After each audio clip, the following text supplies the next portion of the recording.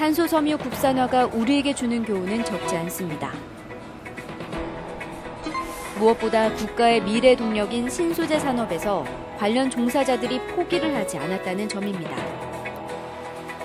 만약 일본의 탄소 섬유가 값싸고 품질이 좋다는 이유로 국산화를 포기했다면 지금쯤 일본의 경제보복 대상으로 탄소 섬유가 지목돼 관련 분야 산업이 큰 타격을 받을 수도 있었습니다. 만약에 우리가 이렇게 탄소 섬유를 만들지 않았으면 영원히 우리들은 그쪽에 종속이 되었을 거라고 저는 생각을 합니다. 그렇기 때문에 앞으로 21세기에서는 어떠한 첨단 소재를 어느 나라가 가지고 있느냐가 그 나라의 경쟁력을 가늠하는 척도가 될 거라고 생각을 합니다. 그러한 측면에서 있을까 봤을 때 우리 전라북도 쪽에서 이 탄소 산업을 육성을 해서 탄소 소재라고 하는 그러한 첨단 소재를 가질 수 있다는 것은 앞으로 우리나라가 지속적으로 성장 발전을 시키는데 큰 초석이 될 거라고 생각을 하고 있습니다. 2000년대 초반 미국에서는 수소차의 시대가 오지 않을 거라는 주장이 잇따랐습니다. 금속 소재로 수소차 탱크를 만들면 수소차가 무거워져 경쟁력이 떨어질 거라는 판단 때문입니다. 이 같은 주장은 미국은 수소차 대신 전기차 개발에 주력하는 계기가 됐습니다. 2004년도에 그 미국의 DOE라고 하는 정부 기관에서 수소연료 전지차는 기술적으로 힘들다 하는 그런 보고서를 냈었는데요. 그 당시에 소재로서는 수소 탱크를 만들 수 있는 소재들이 주로 금속 소재였었는데 이것을 만약에 금속 소재로 만들게 되면은 이 무거운 중량 때문에 이 주행거리가 짧아지게 됩니다. 그러니까 기술적인 이 어려움을 극복할 수 있는 방법이 없다고 판단을 했기 때문에 그런 결정을 내렸습니다. 그 이후에 미국의 자동차 산업은 전기 자동차 개발 쪽으로 주력을 했습니다. 그러나 한국은 탄소 섬유를 활용한 수소 탱크 개발에 성공했고 이것이 한국이 수소차 경쟁에서 앞서 나갈 수 있는 중요한 계기를 마련했습니다. 탄소 섬유의 국산화가 단순히 첨단 소재의 국산화에 그치지 않고 수소차 개발을 앞당기는 또 다른 동력까지 제공한 셈입니다. 수소차가 안정적으로 이렇게 구동을 하고 이렇게 시장에 판매되기 위해서는 아까 같이 부품이 안정적으로 공급을 할 수가 있어야 되거든요. 도래에서 계속적으로 수입을 해서 하는 것은 언제든지 그런 위험성이 우리가 이번에 느껴봐서 알겠지만 언제든지 위험성을 가지고 있다는 것을 알 수가 있거든요. 그래서 그런 측면에서도 반드시 국산화가 돼야만 안정적인 수소차 보급이 미래에 가능할 것으로 그렇게 생각이 듭니다. 사실상 자치단체에서 먼저 시작한 사업을 중앙정부가 늦게나마 유심히 살펴본 뒤 정책 지원을 한 점도 눈여겨봐야 합니다. 2000년대 초반에는 정부도 탄소 섬유의 미래를 높이 평가하지 않았던 게 사실입니다. 산자부에 우선 탄소 섬유를 담당할 과가 없었습니다. 그러니까 누구도 이 업무를 해야 될 의무를 느낄 수가 없었던 거죠. 그 당시에 대한민국 어디에도 탄소 섬유에 대해서 전문가도 없었고 또 관심 가진 기업도 없었습니다. 그렇기 때문에 당연히 정부 부처는 모를 수밖에 없었죠. 하지만 전라북도와 전주시가 정부를 지속적으로 설득한 결과 2019년 3월 산업통상자원부 섬유화학탄소과의 탄소팀이 신설되는 등 정부도 탄소 섬유 발전에 적극적인 의지를 보이고 있습니다. 정부는 또 효성탄소공장협회 국가산업단지를 승인해 탄소기업과 관련된 기업 유치에 힘을 실어줬습니다. 효성탄소공장협 66만 제곱미터 부지에 조성될 국가산업단지는 오는 2024년까지 2,300억 원이 투입됩니다. 새 산업단지엔 71개의 탄소기업과 21개의 연구기관이 입주하게 됩니다. 효성이 원재료인 탄소 섬유를 생산하면 기업이 이를 완성품으로 판매해 전주의 하나의 산업구조 사이클이 완성됩니다.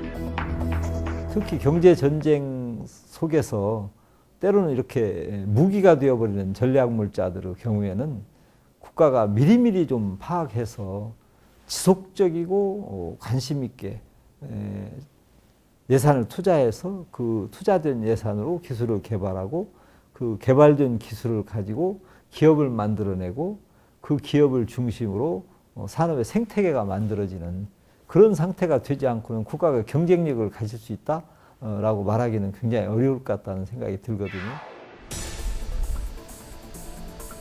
효성은 전주 탄소 공장에 1조 원을 투자해 탄소 섬유 생산량을 지금의 10배인 2만 4천 톤으로 늘리겠다고 발표했지만 늘어난 탄소 섬유를 복합재로 만들어줄 기업이 많지 않아 내심 고민이 많았습니다. 이 스포츠 레저뿐만 아니라 고압용기라든지 또는 건축 보강재 뭐 이런 부분 또 뭐 블레이드 부분 이렇게 자꾸 늘어나고 있기 때문에 그런 부분에 이제 수요 기업들이 자꾸 생겨나야지 저희 탄소 섬유도 따라서 같이 발전할 수 있다 이렇게 말씀을 드린 겁니다. 다행히 효성 공장 바로 옆 국가산업단지의 기업 유치가 성공하면 효성의 탄소 섬유를 제품화할 기업들이 늘어나 탄소 섬유의 수요처가 확대될 것으로 보입니다. 생산된 탄소 제품을 가지고 이제 그 제품화할 수 있고 상용화할 수 있는 그런 이 시설들이 집적화됨으로써 그걸 이제 글로벌화할 수 있는 그런 기회가 되겠습니다. 처음엔 실패할 확률이 높은 것처럼 점쳐졌지만 모두가 힘을 합쳐 이뤄낸 탄소 섬유 국산화. 이런 탄소 섬유 국산화가 우리에게 주는 교훈이 큰 만큼 남은 과제도 적지 않습니다. 금형틀에 탄소 복합 소재를 넣고 자동차의 후드를 찍어내는 장비입니다. 이 장비의 금형틀만 바꾸면 자동차의 다른 부품도 생산할 수 있습니다. 기아 자동차가 자동차의 경량화를 추진하기 위해 한국탄소융합기술원과 손을 잡았습니다. 회사 측은 탄소 복합 소재가 자동차의 무게를 낮추는 데 필수적인 소재라면서 앞으로 탄소 복합 소재를 통해 대량 생산할 수 있는 자동차 부품 5가지를 연구하기로 했습니다. 체코 공장에 개발 예정인 PDN 차종이 있습니다. 그 차종에 CFRP를 고급화하여 상용화할 예정이며 탄소 섬유의 성공을 위해서는 대중화를 통해 가격을 더 떨어뜨리는 작업이 필요합니다.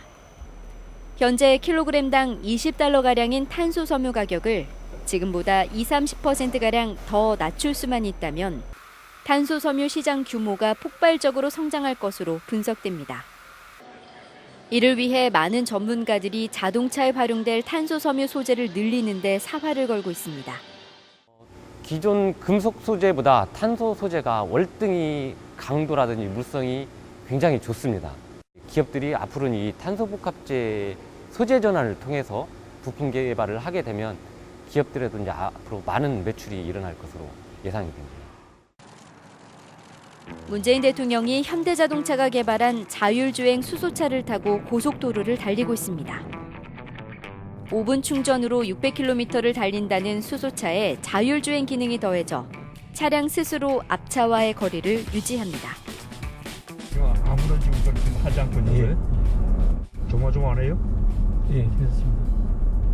근데 앞차가 만약에 뭐 급증거를 한다든지 저러면 어떻게 하죠? 마찬가지로 지금 급정거를 합니다. 이렇게 미래차로 각광받는 수소차는 기존의 내연기관차와 비교해도 승차감에 큰 차이가 없습니다. 아직 충전소가 많지 않아 수소차의 보급률이 높지 않다는 게 큰 단점입니다. 하지만 친환경차라는 이유로 보급률이 점차 늘어날 것으로 보입니다. 차가 참 편합니다. 기존 차하고도 기능적으로라든지 운전하는 방법도 똑같고요. 대기후 환경 오염이라든지 기후변화 문제가 있잖아요. 이런 차량 같은 경우에는 배기 오염을 할 수 있는 물질이 배출되는 것도 없고요.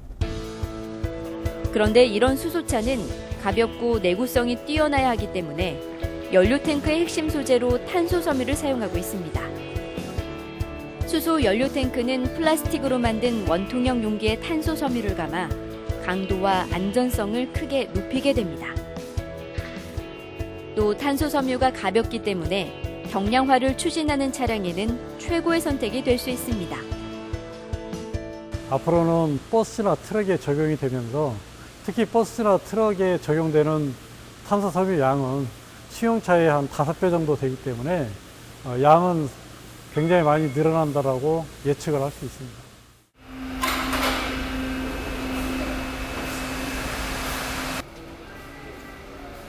수소 차량의 아래를 살펴봤습니다.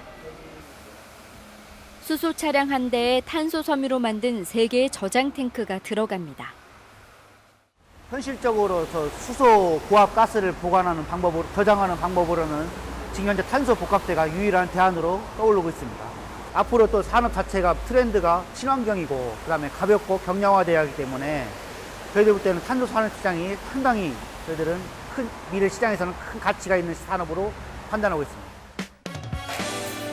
안타깝게도 이 수소 저장 탱크를 만드는 기업은 연료 탱크의 핵심 소재인 탄소 섬유를 모두 일본의 도레이로부터 공급받습니다. 아직은 기업들이 일본의 탄소 섬유에 익숙한 탓입니다.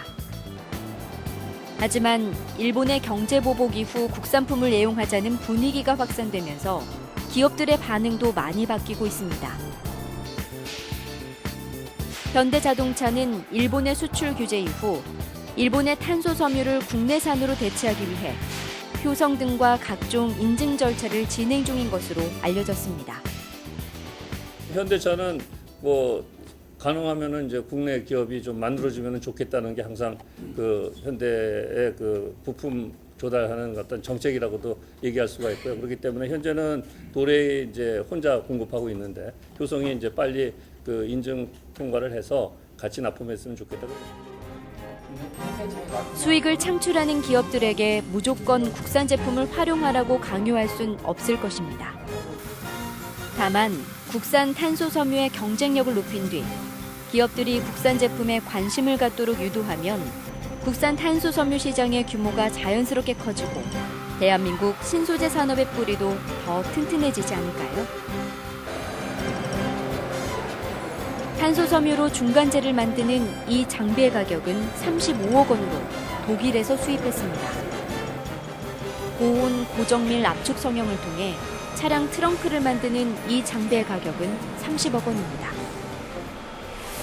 초창기의 탄소 산업의 성공을 장담할 수 없는 기업 입장에선 이런 장비를 구입하기가 여간 부담스러운 게 아닙니다. 단지 중소기업뿐 아니라 대기업들도 이런 장비를 선뜻 구입하지 못하고 있습니다. 다행히 한국탄소융합기술원이 장비를 대여해주면서 기업의 숨통이 트였습니다. 기업에서 30억을 투자해가지고 장비를 구축하기는 정말 힘듭니다. 그래서 우리 기술원에서는 고가의 장비를 구축하였고 이 장비에 대해서 기업에 지원하고 있습니다.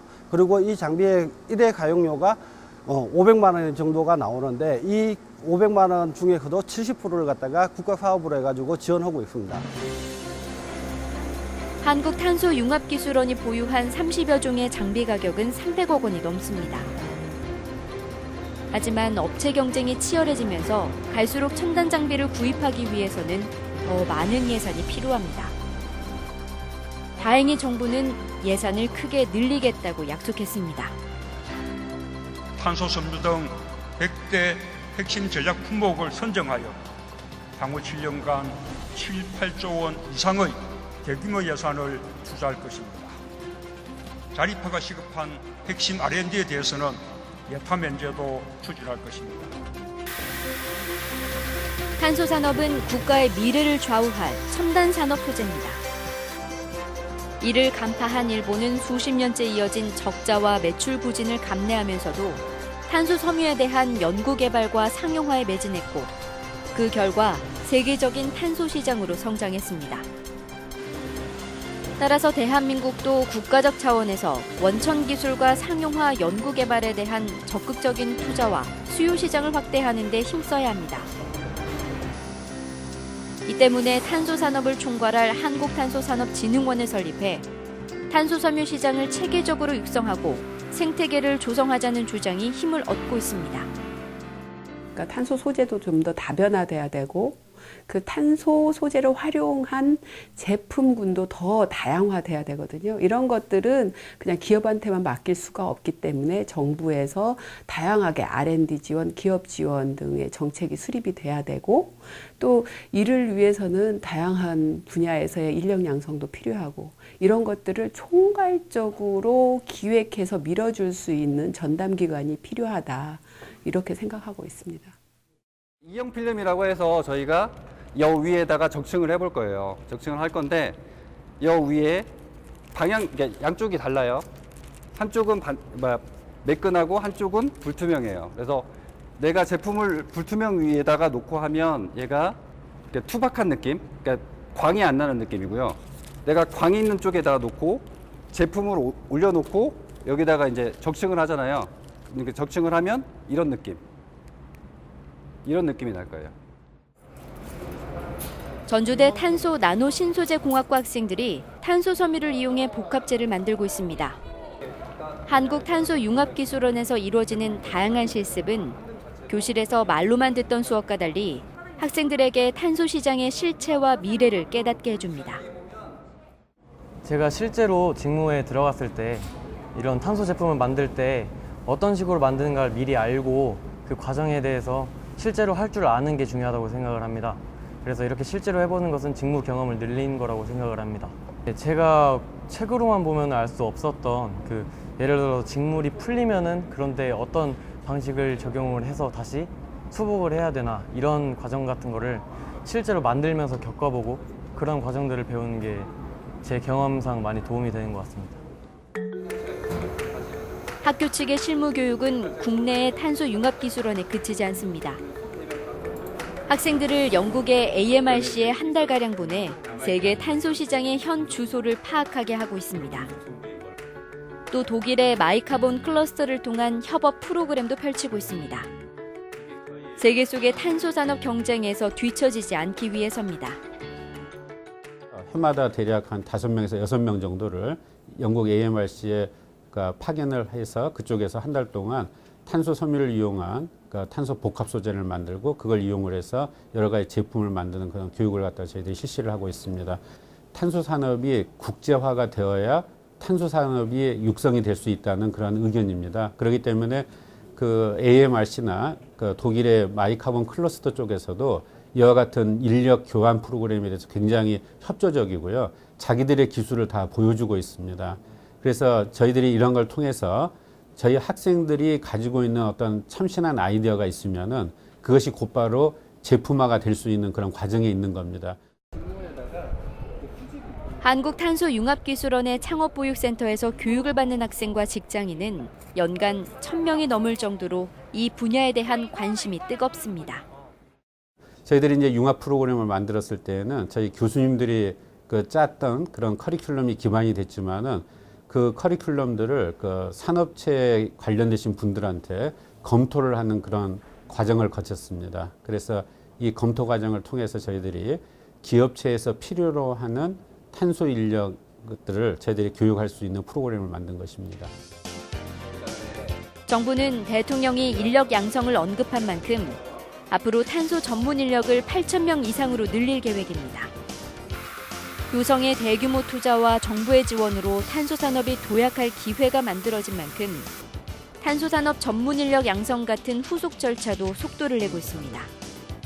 향후 10년간 탄소 관련 전문 인력을 8,000명 이상 양성할 계획입니다. 이에 따라서 전북 도내에 있는 탄소공학과 관련된 학부 과정도 운영을 확대하고 석박사급 전문 인력 양성도 새롭게 추진할 계획입니다. 그리고 탄소융합기술원과 연계해서 현장 산업 인력 재교육도 좀 더 활성화할 계획에 있습니다. 수소차에 적용할 탄소섬유 탱크는 탄소섬유 원재료를 받았다고 해서 곧바로 시장에 활용할 수 있는 게 아닙니다. 탄소섬유 탱크를 대상으로 수압 연속 시험과 가스 연속 시험 등 복잡한 절차를 거쳐야 합니다. 전문가들은 탄소섬유를 개발한 뒤에도 이를 활용한 부품 개발에 적어도 3년가량 걸릴 것으로 보고 있습니다. 하나의 탱크를 가지고 여러 가지 시험을 통과를 해서 완료가 되는 거고, 인증 절차를 거쳐야 되고, 인증 절차를 거친 다음에는 품질 균일성이라는 부분을 확인을 한 다음에 차량에 적용을 할 수 있을 것 같습니다. 원사를 테스트에서부터 현장 적용할 때까지는 미니멈 2년에서 맥스 3년은 걸릴 것으로 예상이 됩니다. 전문가들은 이 때문에 복합재를 개발하는 단계부터 국내 탄소 섬유 업체인 효성과 복합재를 개발하려는 기업체가 동참해야 국내 탄소 섬유를 기반으로 한 제품 생산이 크게 늘어날 것이라고 조언합니다. 원소재 개발에만 주력하는 것보다는 일단 부품 개발 사업에 주력을 해가지고 거기에 탄소 섬유를 적용하는 그런 형태로 진행이 되는 게 바람직하다고 보고 있습니다. 처음 개발할 당시에 적용되지 않는 소재는 나중에 쓸 수는 없거든요. 그래서 개발할 당시에 적용이 돼서 같이 개발이 돼야지 나중에 부품이 완성이 됐을 때 거기에 소재를 쓸 수 있는 거라서 저는 초기부터 같이 개발이 돼야 되지 않을까 하는 생각을 합니다. To increase the use of composite and made with carbon and particularly Korean carbon fiber, the most important is to work together. And if all the players are working together, they have the capability, I'm sure of that, to submit interesting solutions to the market.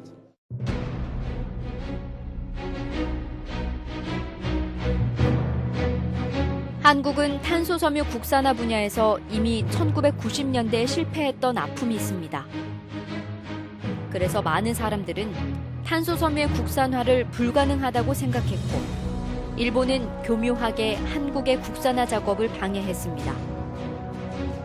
하지만 서로 손을 맞잡은 기초자치단체와 기업이 과감한 도전과 투자를 이어갔고, 토지주들은 지역 발전을 위해 자신의 땅을 내놓았습니다.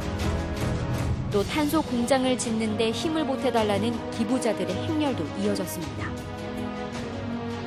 여기에 정부의 지원이 더해지면서 일본이 30년 만에 이뤘다는 탄소 섬유 개발을 한국은 3년 만에 해냈습니다. 공교롭게도 탄소 섬유 국산화는 한국이 수소차 경쟁에서 앞서 나갈 수 있는 발판까지 마련해줬습니다. 만약에 탄소 섬유가 나오지 않았더라면 지금의 수소차도 개발이 되지 않았을 거라고 생각이 듭니다. 그것은 탄소 섬유처럼 특성이 좋은 섬유가 아직까지 개발되지 않았기 때문에 수소탱크가 개발이 되지 않았을 거고, 그로 인해서 수소차도 개발이 되지 않았을 거라고 생각이 듭니다. 그리고 탄소 섬유는 우리 주변을 친환경으로 바꾸는 데도 큰 역할을 하고 있습니다. Carbon fiber and composite made with carbon fiber offer many solutions for the automobile industry, and in fact to improve the life of the people in the city. And we must think about more clean energy, and hydrogen need carbon fiber. This is really interesting.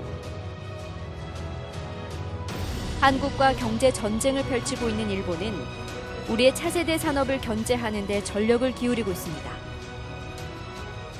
그러나 우리 모두가 포기하지 않은 채 서로 힘을 합치면 차세대 전략 산업에서도 얼마든지 경쟁력을 유지할 수 있다고 탄소 섬유의 국산화가 일깨우고 있습니다.